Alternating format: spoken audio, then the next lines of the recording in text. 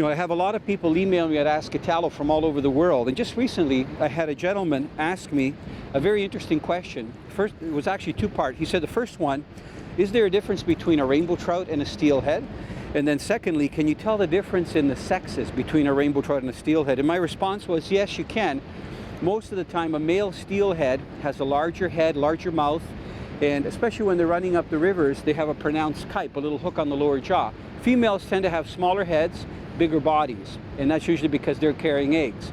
Now, as far as the difference between rainbow trout and steelhead, a rainbow trout is a trout that lives in fresh water all its life, in lakes or rivers.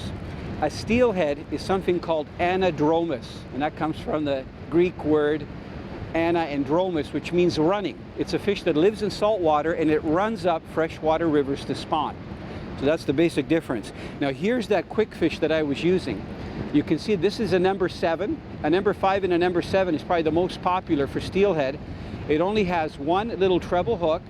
This one will dive to about 5 to 7 feet. So what I've done here, I've added a couple of split shot, which I'll hold up to you. Those are quite large split shot. And I've done that because I want to get a little bit of castability, and also because there's quite a current here on the Niagara River. So this lure is one of the best plugs to use when you have fresh run steelhead and different species of Pacific salmon.